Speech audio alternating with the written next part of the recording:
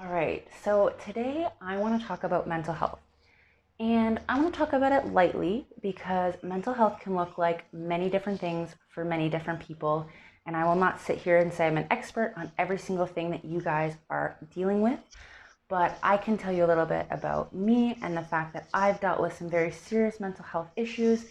And mindset training is what helped me break free from that super terrible negative place and be able to live a life truly experiencing joy, truly experiencing confidence, and really be in control of my emotions. I have been in patient mental health care for many months. I have seen about 12 psychologists. I have tried basically every medication under the moon. And I tell you this because I want you to know that I really get it. I really get it. If you are dealing with mental health and you feel out of control to it, if you feel like you are consumed by it and that it is impossible for it to leave you, I want you to know that there is hope. There is true hope for you to leave that in your past and to live a life that is very different in your future. Okay? So, when I want to talk about mental health today, I want to give you just some skills that we can use on a daily basis for any type of mental health to assess, manage, and plan. So this is good too for people who aren't dealing with mental health issues, but experience the full range of human emotion, and we all need a plan for when we get a little bit out of control with our minds. Okay? So the first thing I want to talk about is mental health assessment, self-assessment. I think that this is super important, okay? This is one thing that I think a lot of people don't do and find themselves in a way worse position than if they were assessing themselves and could catch it early. When I'm talking about self-assessment, I'm talking about daily asking yourself, how am I feeling? How am I doing right now compared to normal? How am I doing compared to yesterday? How do I feel? And the way I usually recommend self-assessment is, marking your day out of 1 to 10. So 10 is the absolute best day ever. You're having a wonderful time. You're experiencing all of the joy. You're totally in control. And number 1 is like suicidal, okay? And I want you to tell me on that scale of 1 to 10 where you were at today, okay? If you were 5 or above, good, right? You're having an okay day. You're managing your emotions. Things are going all right. If you are below a 5, I want you to really ask yourself, how am I doing? What needs to happen? And I usually recommend that the second you start to feel yourself in a depression or in an out of control time or in a time where your emotions are all over the place, to start tracking that 1 to 10 number.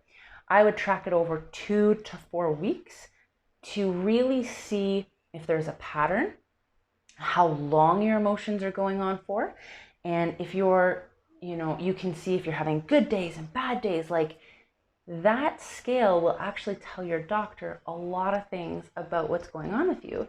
So not only are you helping and assessing yourself, you are also aiding your doctor in their ability to help you with medications and with diagnosis.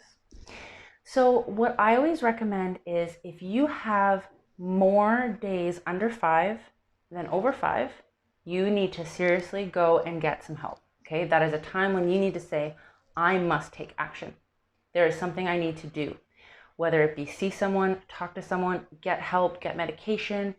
You need to make a choice for you if you are having more days under 5 than over 5. And that takes courage and bravery to admit that to yourself. But it is so important that you do, for so many different reasons, okay? And I'm telling you that even if you get turned down by a doctor, told, that you're stupid or whatever, I have experienced really bad doctors and I've experienced really good doctors. You need to advocate for your health, for If not for you, for your family, for your dog, for anyone, find something that grounds you and really choose to get the help for them if you're not able to get the help for you. Okay? So the next thing I want to talk about is making a plan.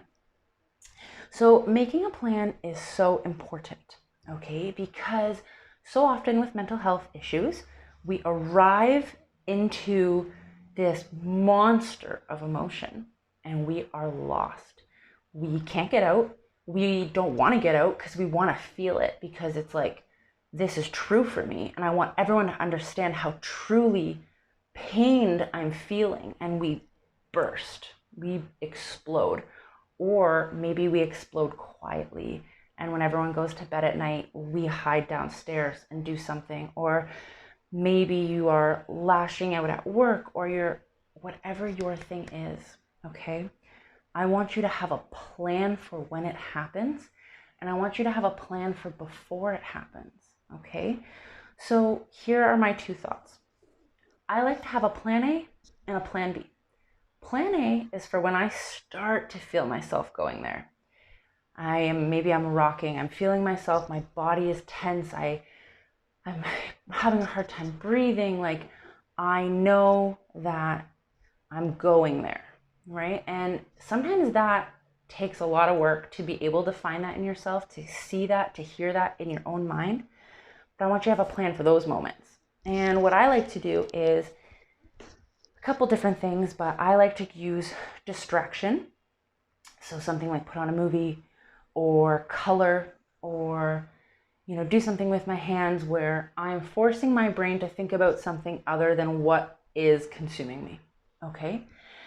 Another thing that I would maybe do if I'm really getting hot and having a hard time is go and wash my hands. Take a moment of mindfulness. Wash my hands in cold water so that I really have to think about the cold water. So much about managing mental health is allowing your brain a moment to make a different choice. So often we want to use something that will spike adrenaline. And if you've ever known someone or have been someone who has hurt themselves, you may not know, but why we are drawn to doing something like that is because it spikes our adrenaline and it allows our brain a moment of rest from those thoughts.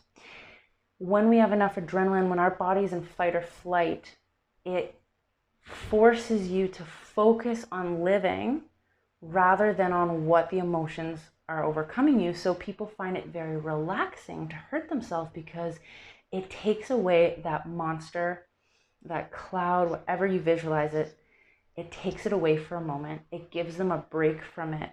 It allows them a moment to rest and think without that monster in their head.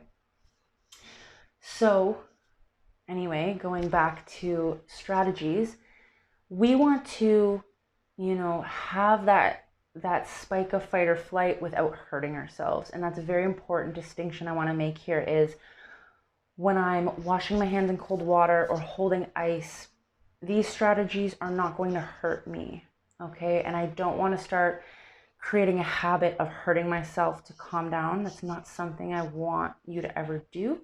I want you to have a skill that increases your discomfort enough to give you that break without inflicting pain or harm on your body, okay?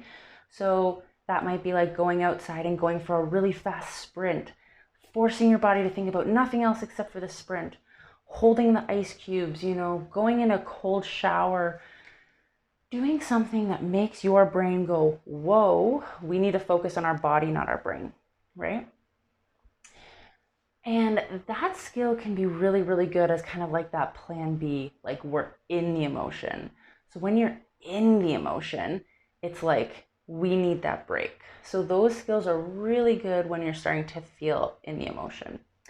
Sometimes though, it can be very, very difficult to take action when we are overcome by our mental health and we want to just really sit in place and not move and just feel what we're feeling, or we feel paralyzed to it, trapped where we are.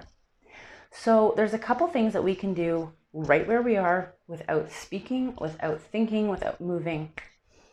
A couple skills that I will give you are counting backwards from 10,000.